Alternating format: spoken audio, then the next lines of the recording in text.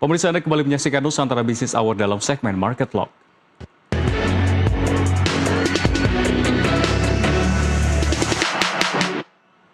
Dan pemirsa, sebelum kita mulai dialog, kita akan lihat dulu dan juga mengulas kembali untuk kondisi penutupan IHSG di sesi pertama hari ini, di mana sebelumnya tepat pada pukul 12 siang, IHSG ditutup ambruk pada sesi 1, anjlok 252,97 poin atau terdepresiasi 3,76% ke level 6.400-an, bahkan sebelumnya sempat menyentuh di level 4,6% terdepresiasi, dan dari total saham yang diperdagangkan hanya 84 saham menguat, sedangkan 682 saham melemah dan 52 saham bergerak stagnan.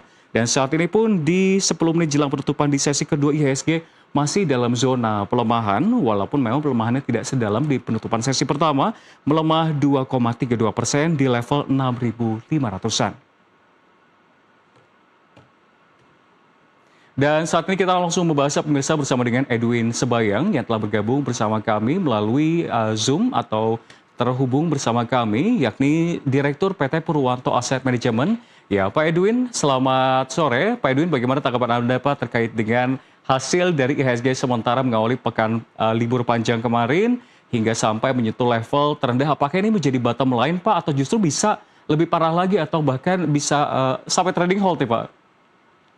Ya, terima kasih, Mas. Jadi kalau misalnya kita lihat kejatuhan market hari ini sudah memang kita prediksikan ya. Jadi dari minggu lalu kami punya nasabah sudah kami peringatkan ya, kami sudah warning, karena kalau selama kita libur kemarin kan Wall Street jatuh, lalu juga rupiah juga jatuh, dan juga karena masih berlanjutnya masalah penurunan bobot indeks Indonesia di MSCI ya.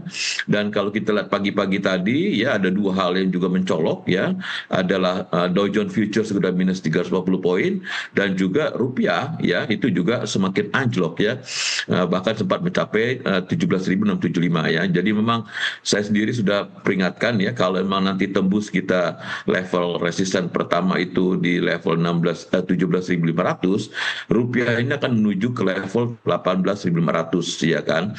Dan kalau kita lihat memang kenapa indeks bisa sekarang udah di bawah level saat ini. Nah, kalau saya lihat ini ada level yang kita perlu tutup nih, itu di level sekitar 6.500. Lalu kalau memang nanti agak lebih parah ya, bukan mustahil itu ada gap lagi di bawah itu di level 6.100 sampai 6.157 ya. Jadi untuk sementara level 6.500 sudah kita tutup gapnya ya, tetapi masih ada satu gap lagi yang perlu kita tutup tuh level 6.100 sampai 6.157 gitu kira-kira gambarannya mengapa bursa Indonesia itu turun tajam, karena memang kombinasi global dan domestik, tetapi yang paling menentukan adalah masalah rebalancing daripada MSCI dan kejatuhan rupiah. Itu mungkin yang menjadi pendorong utama kenapa IHSG sempat minus 3%. Baik, jadi memang dari berbagai sentimen yang ada, Pak Edwin, kalau kita melihat ini baik dari global dan juga dalam negeri, yang paling utama dan juga paling membuat panik pasarnya adalah rebalancing MSCI. Namun seberapa lama dampak dari hasil rebalancing MSCI ini, Pak? Apakah akan memakan waktu yang cukup lama membuat pelaku pasar wait and see? Karena kan ini juga bukan pertama kalinya Pak terjadi. Iya, jadi kalau kita lihat ini jadi semacam kayak snowball effect atau spiral effect ya. Karena apa? Karena kan sekarang investor asing, terutama gede-gede di situ-situ, mereka sangat-sangat concern sekali terhadap bobot indeks dari MSCI tersebut. Ini belum kita bicara bobot daripada FTSE ya, yang juga nanti mungkin kalau saya rasa sih akan mengikuti juga ya. Nah, ketika MSCI menurunkan bobot, berarti investor baik yang pasif maupun aktif hedge fund atau mungkin equity fund itu mereka harus mengikuti ya. Nah, ini belum selesai ya. Jadi kalau saya lihat ini itu jadi semacam viral. Investor asing dia keluar ya kan, lalu dia beli dolar, orang takut melihat dolar melemah, makin mendorong lagi orang untuk melakukan penjualan baik di equity market maupun di bond market itu. Jadi kayak spiral effect nih kejadiannya seperti itu.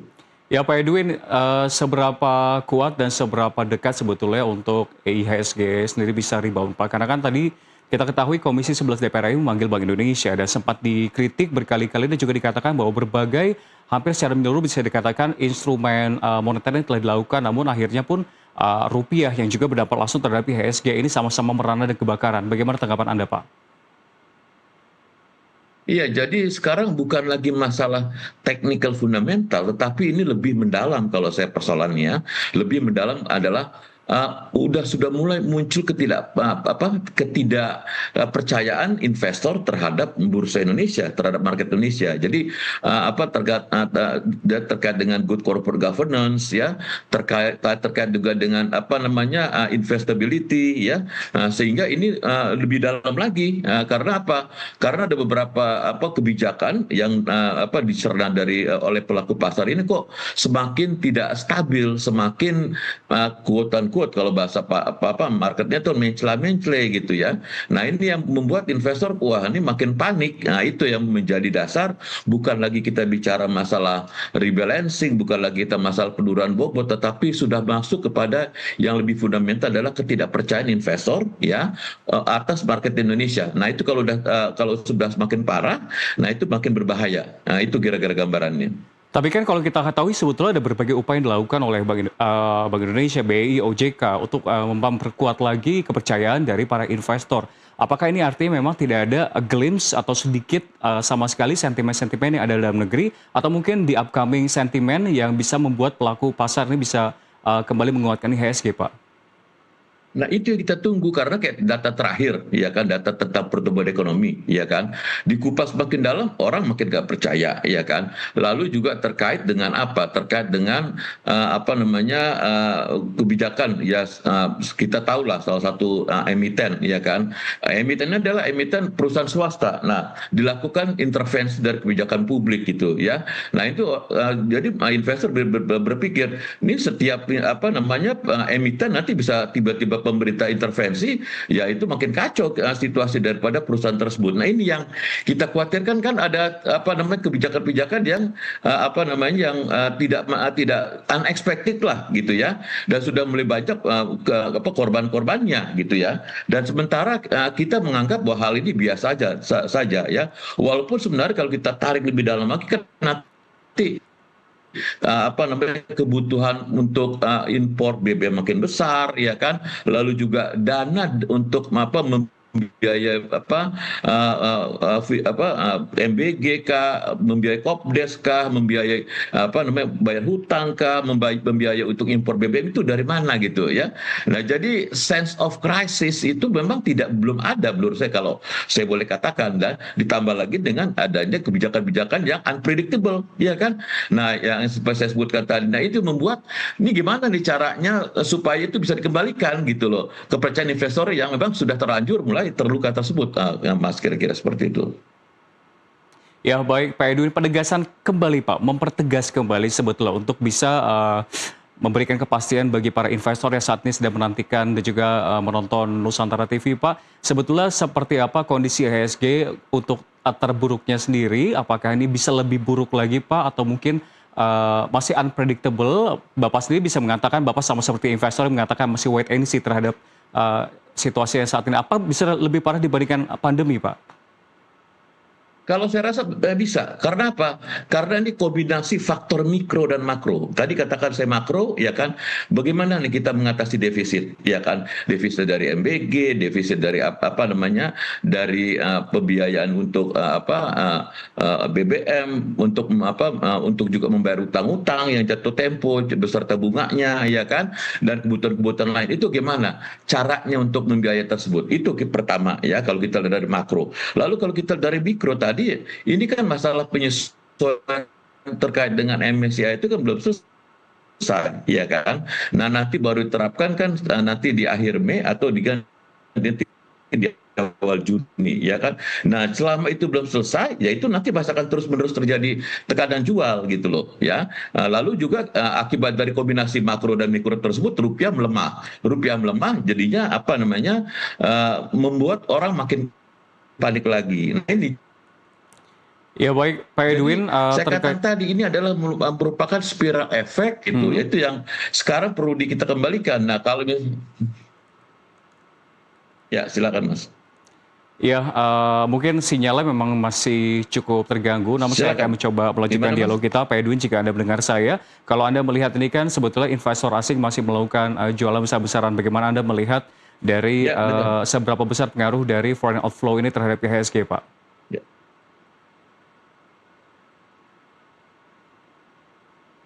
Flow ya dari market itu belum selesai karena tadi proses daripada penentuan untuk apa namanya rebalancing tadi itu belum selesai. Nah makanya mereka terus melakukan aksi jual. Nah aksi jual itu berarti kan mereka mengkonvert ya kan rupiah mereka ke dalam dolar. Dolar makin melemah. Itu dari sisi dari mikro maksud dari sisi dari bursa itu sendiri. Nah belum lagi ditambah terkait dengan pembiayaan yang secara makroekonomi tadi ya kan. Nah apa investor global tuh bisa melihat gitu loh seberapa kuat sebetulnya kita menahan supaya rupiah itu tidak anjlok gitu loh. Jadi mereka udah tahu, udah punya hitung-hitungan. Nah, karena apa melihat hal seperti itu, ini rupiah masih akan terus melemah nih, bisa sampai mungkin ya kita lihat secara psikologis itu bisa apa paling terdekat adalah 18.000 gitu. Nah, kalau 18.000 tertembus itu bukan mustahil udah bisa lari kemana-mana. Itu yang jadi ini udah kayak semacam snowball effect Mas gitu loh. Apa namanya terkait daripada pelemahan rupiah, MSCI, lalu juga terkait dengan rebalancing si apa namanya si fund manager sendiri. Jadi membuat ya rupiah kena, bond market kena, equity market juga kena Mas seperti itu. Baik, Pak Edwin, kita akan sejenak melihat seperti apa kondisi penutupan di sesi kedua, Pak Edwin. Setelah kita melihat tadi di sesi pertama melemah lebih dari 3% atau terdepresiasi 3,7%, saat ini pun juga masih merah walaupun kontraksinya tidak selemah di sesi pertama. IHSG sesi kedua ini terdepresiasi 1,85% atau berada di level psikologis 6.599, yang artinya ini memang masih merah merana. Dan bagaimana Pak Edwin kalau Anda melihat dengan situasi saat ini, Anda juga mengatakan bahwa implementasi dari MSCI sendiri mungkin akan berlangsung di akhir Mei dan juga awal Juni, dan sektor-sektor mana saja, saham-saham mana saja yang menurut Anda tepat ini patut diperhitungkan kekuatan defensifnya seperti apa, yang bisa dikatakan berarti selama sebulan ke depan patut diperhatikan. Ya, jadi kalau misalnya kita kaitkan dengan sektor mana yang cukup defensif, ya, kalau saya melihat pertama adalah benar-benar seperti sektor telekomunikasi, ya kan, karena itu benar-benar defensif. Lalu juga sektor dari apa namanya terkait dengan MBG misalnya kan, ya, pakan ternak, ya kan, nah, lalu juga sektor dari dari tambang, ya kan. Nah tambang ini sangat diuntungkan dengan dengan kenaikan daripada harga komoditas dan juga dia earnings di dalam US dollar ya kan. Lalu juga terkait dengan saham-saham sektor mungkin yang consumer ya itu mungkin masih agak sedikit tertahan juga ya. Nah itulah sektor-sektor yang saya lihat bisa menahan untuk indeks itu tidak turun terlalu tajam seperti itu Mas. Kira-kira gambarannya. Dari IHSG mungkin kita akan beralih ke rupiah, Pak Edwin. Sebelumnya kan ini sempat dibahas meme rupiah akan menyentuh 17.845 hari kemerdekaan. Tadi sempat dibahas di rapat Bank Indonesia bersama dengan DPR RI. Mungkin penegasan kembali apakah kita bisa menyentuh angka tersebut. Bahkan tadi sebelumnya Anda sempat menyatakan bahwa bisa menyentuh 18.000. Koreksi saya jika memang saya salah mendengarkannya. Lalu apakah yang dilakukan oleh pemerintah ini bisa dikatakan malah memperparah situasi yang ada, terlebih dengan Presiden Prabowo menyatakan bahwa dolar nggak dipakai di desa. Mungkin jawaban Anda, Pak. Ya, terkait rupiah sebetulnya saya sudah mengeluarkan report ya beberapa bulan lalu saya juga sampaikan di depan investor institusi ya bahwa rupiah ini range itu adalah 17.5 sampai 18.500 dan ternyata sudah pecah 17,5 dan sekarang kita menuju 18.500 ya karena saya kembali ke revisit saya punya model ya kan. Nah ini rupiah ini kalau misalnya saya lihat hari ini saya lihat model saya itu bisa menuju ke level 19.300 karena apa? Karena itu tadi ini terkait dengan kombinasi antara faktor makro dan mikro tadi ya kan. Impor BBM ya kan lalu juga MBG ya kan Kopdes ya kan. Lalu juga kita lihat ini rebalancing capital flow dari investor baik dari equity market maupun dari bond market ya ya kan.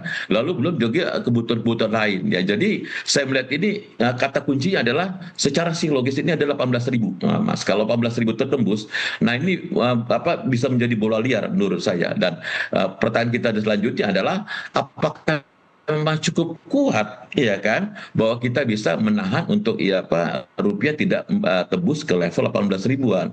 Nah itu market melihat bahwa memang ada potensi bahwa kita akan break lagi di atas 18 ribu. Nah itu prediksi saya terkait dengan rupiah, Mas. Baik, jawaban yang sangat menarik dan harusnya dari jawaban Anda sendiri, para investor bisa melakukan sejumlah strategi antisipatif terkait dengan porto mereka. Sekali lagi terima kasih telah bergabung bersama kami, Edwin Sebayan, Direktur PT Purwanto Asset Management. Sehat dan sukses selalu untuk Anda. Dan pemirsa, informasi tadi menutup Nusantara Business Hour. Bisnis bukan sekedar tentang keuntungan, tetapi juga membangun nilai, menciptakan dampak dan bertumbuh bersama menuju masa depan yang lebih baik. Saya Rian Antono.